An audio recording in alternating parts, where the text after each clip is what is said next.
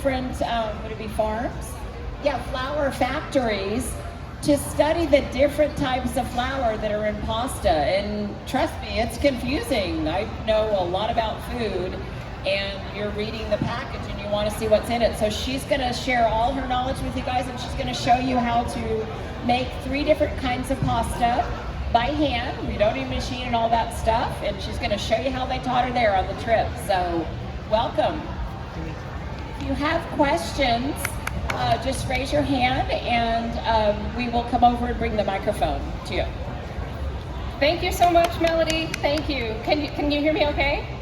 All right. Thanks for braving the heat and coming to see this today. I'm Jean Fratello. I write a food blog called jollytomato.com, and I write about a lot of different kinds of foods, but I just came back from a trip to Italy where I visited a bunch of different flour manufacturers, learning all about the kinds of different flours that you can use in pasta, and what the uses are, what the benefits, and so on and so forth. So before I start, I just wanted to say briefly, why are we making our own pasta? It's so easy to just boil some from a box. And the answer is, it's almost always more delicious. It doesn't take that much effort, and it is really an act of love. It's just, in just about every culture, there's some sort of dumpling or noodle, in this case pasta, and it really is just showing someone that you put in that little extra effort to make something super delicious for them. So that's why it's always fun to make pasta. I'm gonna come around here, move this. Okay, whoops. Okay, so we've got 2 basic different kinds of flour. There's soft wheat, and then there's durum wheat. Soft wheat is, as we said, a little softer. And the closest that this comes to is, this is equivalent to American all-purpose flour. And then the Italians, they have a 0 and a 00 flour. The 00 is a little finer mill than American all-purpose flour. So it's a little finer, and they use it a lot for pizza and pasta, and it really is, I'm gonna pass around a little sample so you can get a sense of, it really is a nice texture in your hands. The other one is durum wheat. This is a much harder wheat. It's a little yellower. It's got a higher gluten content, and it's sturdier. So this is why you'll find almost all the boxed pastas are made with durum wheat. Like I said, it's a little yellower and it's sturdier, so it can hold up being dried and packaged. And with durum wheat, they make semolina flour, and then the Italians make this extra special fine grind called semola remacinata. And this is, let's see where I can show you this. This is what you can buy in the US a lot. This is semolina flour. It's much coarser, but it's okay to use.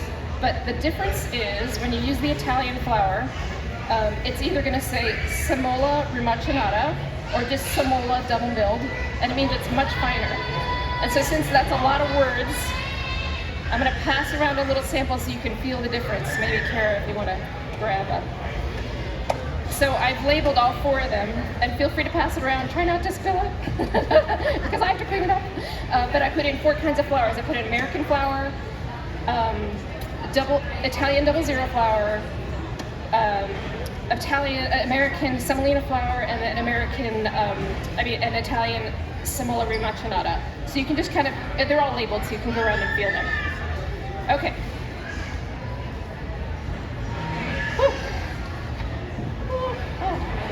Okay, so the first pasta we're gonna make,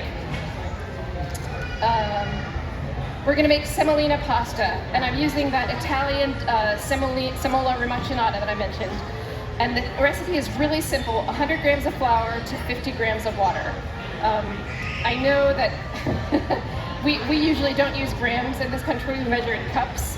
But I have found that it's much easier to just take that really exact measurement when you use the grams. So I've pre-measured it. We're going to start out here. This is the semolina remacinata, very finely ground. I'll put it on my little board. 100 grams right here. And then I'm going to make a nice little well in the center. Make the walls nice and high, like so. And now I'm going to put in my 50 grams of water, which I had measured out ahead of time. Make sure I'm not going to break my well. Don't let me break my well. Okay. And then I'm just going to start folding the flour in a little bit at a time. With a fork is kind of the easiest way to start out. Just kind of get that, like you're at the beach, you're playing in the sand. Stirring it around a little bit. Now, we're gonna get the bench scraper, which is this handy tool.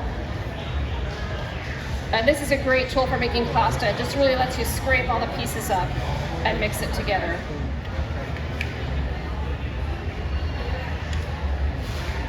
Someone in back just asked me, do you need yeast to make pasta? And the answer is no. It's just flour and water. In the next case, we're going to use eggs. But you don't need any leavening because it's just a noodle that you're going to boil in water when you're done. So it doesn't need to rise like things that you would make with yeast. Okay. So I'm mixing this up with the bench scraper. And now my hands are clean. I'm going to use my hands to mix this dough. It looks a little bit shaggy, it looks a little bit dry, but you're going to be surprised how much moisture this flour tends to absorb. So it's going to be a perfect little ball in a second as soon as I scoop up all the flour.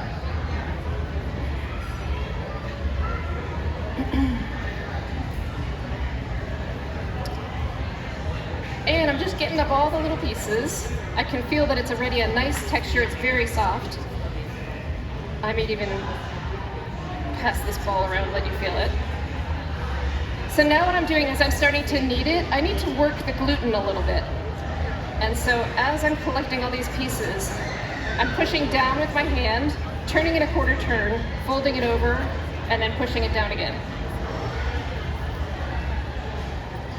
So that is basically stretching out those gluten fibers and making it extra pliable. Right now, the texture, it kind of feels a little bit like, Play-Doh. It's much softer though, a little more pliable.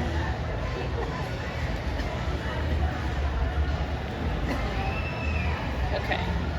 So now I've rolled it up into a nice little ball.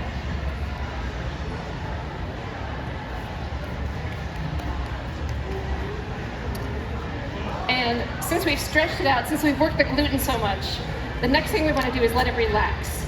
And so it's best to let it relax for about 15 to 30 minutes. And while you do that, you need to keep it covered so it doesn't dry up. So since I went ahead, I made another one ahead of time. We'll use the one that I made 30 minutes ago. Cover this guy up. Okay. Now I've got this nice little ball of pasta dough. And now comes the fun part.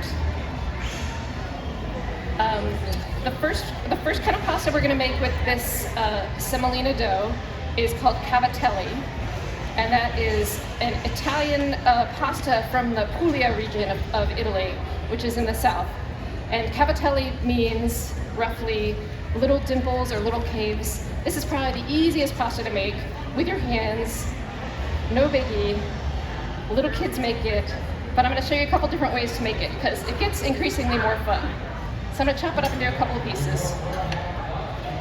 All right, so first I'm going to make a roll with my hands.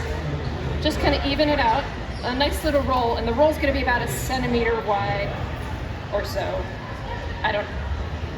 There's actually a little measuring thing on this guy, but it sort of works the opposite way, so I don't really use that. Okay. So now I'm going to cut it into also pieces that are about 1 centimeter. I'm going to get rid of that end piece. Chop, chop, chop. Chop, chop, chop, chop, chop. Okay. So the first way to make a piece of cavatelli, this is the easiest way. You can do it with your little kids. It's no problem at all. And all it is taking your thumb and rolling it. So you get a little dimple in the middle. So I'm just going to press down, and it's going to curl around just like that. I don't even know where this is. We'll have a pile of them in a minute. The nice thing about this little indentation in the center is it captures the sauce. So you can eat these with pesto, you can eat these with your favorite red sauce, but the little indentation in the middle is going to capture all that sauce, all that flavor. So I'm just going to roll these up, like so.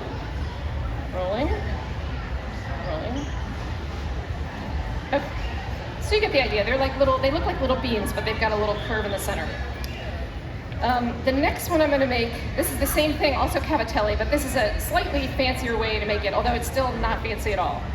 It's just using a regular fork, and I assume that most people have a fork around. You're going to do the same thing, but you're going to roll the pasta down the fork, like so. Not pressing too hard, but you're just going to get nice little ridged pasta, nice little indentation there. So I'm just gonna roll it down, don't press it too hard. Get a little roll, get a little roll. So these kind of look like gnocchi. And if somebody says to you, oh, are you making gnocchi? Yeah, you kind of make them the same way, but gnocchi you make with potatoes and ricotta. So gnocchi is a slightly different dough, but you shape them the same way. I'm gonna make another roll here. I'll make a couple more of those fork ones. These are a little, they need some friends. Okay. And I'm rolling it out with both hands just to make sure that the rope stays even. All right. I'm gonna cut that weird end off. This. Okay, so I've got a couple more pillows, and I'm gonna roll them down the fork again. There we go. As you can see, just a little ridged piece, like a little beam that has ridges, deep ridges in it, like that. Okay. Now the next one, this is a really fun tool to use, and I wanted to emphasize in this presentation that you don't need a machine, so I didn't want you to have to buy anything. But if you are inspired, this little tool is called a gnocchi board, and it's about $8 on Amazon. It's just a little piece of wood, and it's got some ridges on it, but it makes really pretty little rolls. So it's just teeny tiny little ridges that come out in your pasta. So I roll it like so, roll it without pressing too hard because you don't want it to get stuck in the board. Roll it. There we go. And I'll make a couple more. So this is fun. So yeah, if you have one of those boards, that's kind of extra fun to do because it just makes these really pretty little ridges. But again, with a fork, it's totally fine. And with the fork, it makes larger ridges. So maybe if you have a heavier sauce, it'll capture that sauce better. These ridges are definitely more fine. So you can, serve a more delicate sauce, like maybe an oil-based sauce with these pastas. Now these little cavatelli, they take about, since they're fresh, they're soft, you're gonna boil them right away. You want to salt the water a little bit because we didn't put any salt in the dough. And they're going to cook in about 3 to 5 minutes. The way that you can tell they're done is they're going to rise to the top. And it's a very nice taste. It's just like a tasty little dumpling. And like I said, you can serve it with any kind of sauce. It's a lot of fun. It's a delicious little bite. And it's a nice treat. You say to somebody, hey, I made you some cavatelli. Okay. All right. The next pasta we're going to make with our hands. Let me make sure I'm on the right page. Does it still say Trofia there? Okay, no? I didn't turn it, okay. Hang on. Oh no, this one, yeah, this one. The next pasta we're gonna make is Trofia. This is a pasta from Liguria, which is in northern Italy. And Trofia, there's not an exact translation for that, but the theory is that it comes from this root word that means to twist or to turn. So we're gonna start out kind of the same way. We're making a little rope that's about 1 centimeter long. And these pieces, I'm gonna keep them kind of small. It's gonna be about the size of a pea. Chop, chop, chop, chop, chop, chop, chop. Okay. Now to make Trofia, there is basically 2 motions. The first motion is rolling out, back and forth, making it a skinny little piece. And then the second motion is pulling it back diagonally with an emphasis on your pinky to make it a little spiral shape. So we're gonna try one here. We're gonna make a little skinny piece and then drag it. And it's gonna turn to a little spiral. It looks like a little twisty turn. Let's see a couple more. Hang on a second. Board is sticky. Okay, so we got a little spiral. They look like a little bit like little rags. But these pastas are traditionally served with pesto. So Ligurian pesto is very famous. It's a perfect little pasta to capture that olive oil and all those little chunks of basil. So here's one, you can see it's like a little twisty turny, and then you just want to keep them all about the same thickness so that they cook evenly. And these are going to cook a little bit faster than the cavatelli because they're a little bit thinner. So maybe more like 3 minutes in boiling water, and they'll rise to the top. Do a couple more of these. Okay, so any questions yet? Any questions? Okay, so that's our semolina pasta, the semola rimacinata. And like I said, we've got three kinds. There's cavatelli made with your thumb, cavatelli made with a fork, cavatelli made with a gnocchi board, and then these little spiral thingies are trophia, just made with your hand, just kind of diagonally pulling the dough. Okay, so I'm gonna set these aside. And next we're gonna work with a 00 flour, an Italian 00 flour. So bear with me a minute while I clear my little space.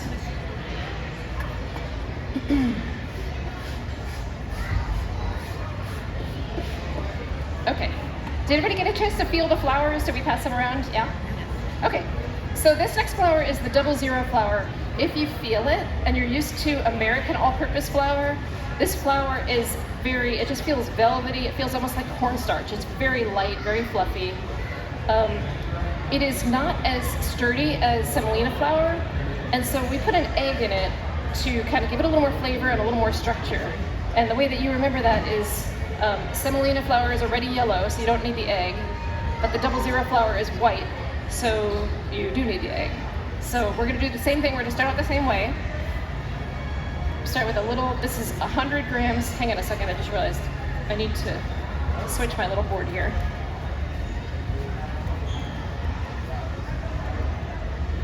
Let's see the recipe. Okay. So this is egg pasta. As I said, we're gonna start with 100 grams of 00 flour, 1 egg, and I know that's a super inexact measurement, so we're gonna have to feel that out. And then about 1 teaspoon of olive oil. I've been using a little bit of olive oil just to make it a little more pliable, a little easier to work with. Okay, let's get this here. All right, same thing, we're gonna make a nice little well in the middle of the pasta. Can you see that? I'm making the walls kind of high so that when I put an egg in there, it's not gonna do one of these. Crack my egg. The egg right in the center there. And then I'm gonna put in just a tiny bit of olive oil. Like I said, this kind of helps it just be a little more pliable. Some people don't use olive oil. Some people put salt in their pasta while they're making it, which is fine, but then you probably don't want to put salt in the water when you're boiling it. You just don't want to overwhelm with the salt. Okay, so first I'm going to mix up the egg. Beat that yolk in there. Pray that my well doesn't break, because that would be super embarrassing. Okay, and then I'm going to start to work in the flour just little by little. So the flour is getting incorporated into the egg. Not too much at a time, just a little bit so it doesn't spill out. And as soon as it starts spilling out, I'm going to grab that board scraper again. So here we are. And it's going to look like it's maybe not enough liquid, which is weird because you're going to be tempted to say, wait, I need more liquid. But as I said, these flours tend to be very absorbent, and you're going to be surprised at how the dough feels very moist after you start mixing it. You're like, oh, okay, this is actually good. So, okay. So I've got my bench scraper here. Set that aside. I'm going to use the bench scraper to incorporate all the flour that I didn't get yet. And then hopefully really mix up this egg guy. And when I'm making this pasta, it's going to be the same thing as with the semolina flour. There's a gluten in this flour, and you need to kind of work the gluten a little bit to get that perfect elasticity and softness in your pasta. Okay, so now it's getting to the point where the bench scraper has done its job. So now I'm going to switch to, again, my hands.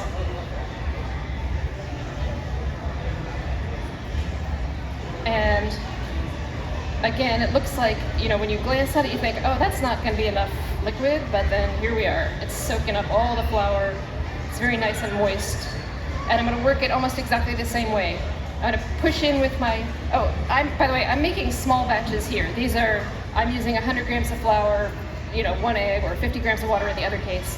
So these are really small batches. If you are making for a family or a dinner, you're probably going to make twice this amount.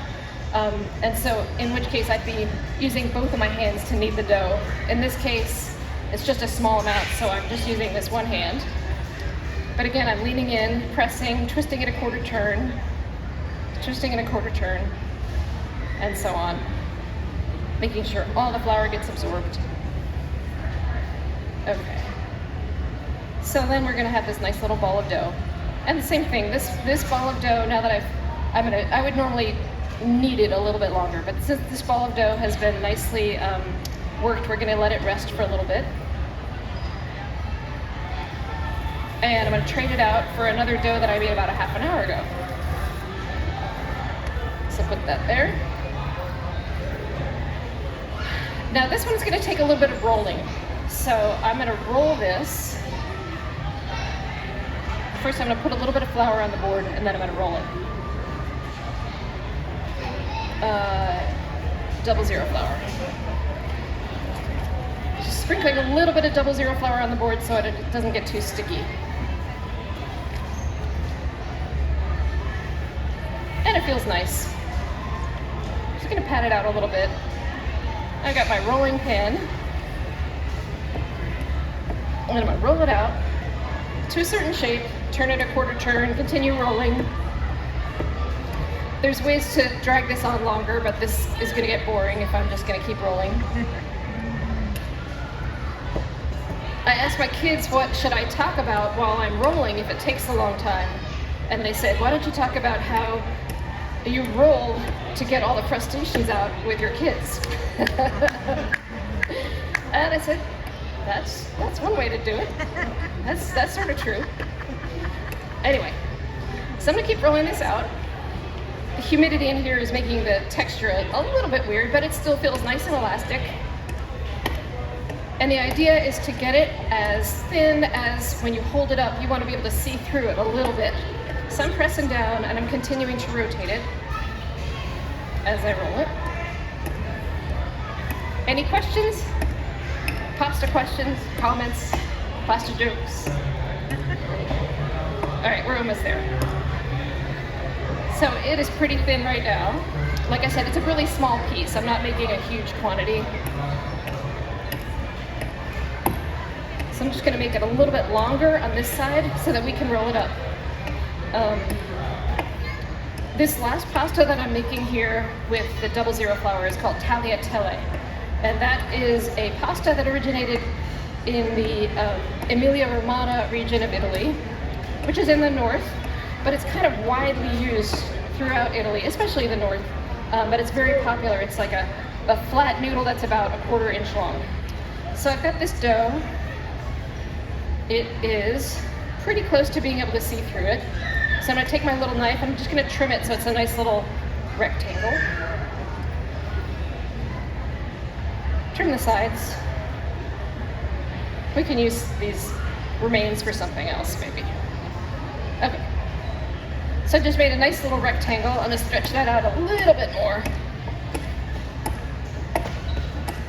I wanna make sure it's nice and thin to make these noodles.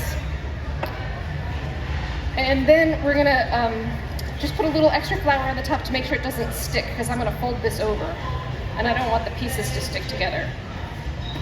All right, so I'm gonna take this part and fold it, this part and fold it, double fold it, double fold it. Okay, so now I've got a nice little folded package right here, and I'm gonna slice it to make tagliatelle noodles. And the idea is not to do like a sawing motion, to just try to get a clean cut, because we don't want to mush the ends of the noodles together. So I'm just gonna do that, about a quarter inch. I'm trying to kind of rock the knife. About a quarter inch wide, like I said. These noodles should be pretty thin when it's all said and done, and so they should cook fairly quickly. Let's see what that looks like. So then these guys are all gonna fall down, hang from my knife, and I can look at them and say, yep, they're pretty even. And then I'll put them in a little pile. If I'm gonna use them right away, I'll probably put them right in the boiling water. If not, I might dust them with a little bit of extra flour and then absolutely wrap them up so they don't dry out. And then these guys, I have found that they cook really quickly, just about 2 minutes in boiling water. And again, salt the water if you haven't put salt in the dough. Or you don't have to if you don't love the salt. But either way, these are traditionally served with a bolognese sauce, which is like a heavy meat sauce with tomato and meat sauce. But you can really serve it with anything. They are absolutely just a simple, easy to make noodle, and just takes a little patience with the rolling. So that's about all I got. Any questions? Thank you. Yes. I think we had a mic, but I don't know what happened to it. Yeah.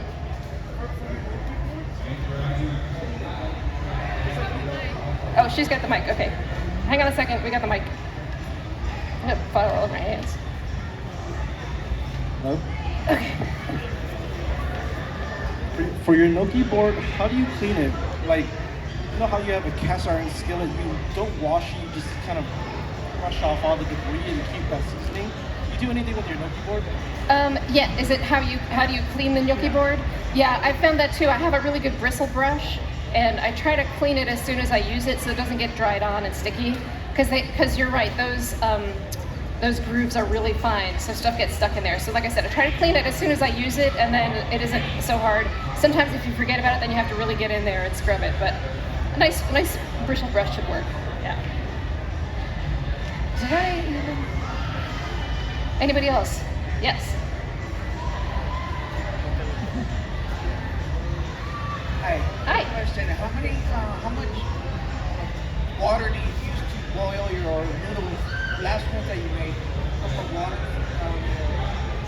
It's usually if you're making like a full-on batch, let's say using about 2 or 3 cups of flour, that ratio would be about 6 quarts of water. But since this is a really small batch, when I've made these really small batches before, I just use about 4 quarts. It depends if you're going to cook a huge amount of water. You definitely want at least 6 to 8 quarts of water in your pot. How much salt? Let's see, this much, about between a half a teaspoon and a teaspoon. Yeah, depending on how salty you like it. Thank you. Yeah, thank you. How can we follow the Jolly Tomato? What's that? How can we follow the Jolly Tomato? Oh, thank you for asking. Okay. This is me. Oops. I'm on, you can find me at jollytomato.com or on Instagram at jollytomato. Anything else? Yeah, when you put on the time, you said like 2 minutes. Is that after the water boils? Yes, I'm sorry. That is for all those times. You're putting it into a pot of boiling water, and so it'll be the water is boiling. You put it in there for 2 minutes. Yes, thank you for clarifying. What is the most unique liquid you mix your flour with? Unique liquid to mix with flour? You mean to make pasta? I don't know. There's definitely people do squid ink pasta, which is like the black squid ink. So I don't know if you've ever seen that black pasta, but that's pretty unique. It's definitely a look. I think they use water, a little bit of water also, but there's definitely it makes the pasta black. Yeah. Anybody else? Thank you so much. I really appreciate it.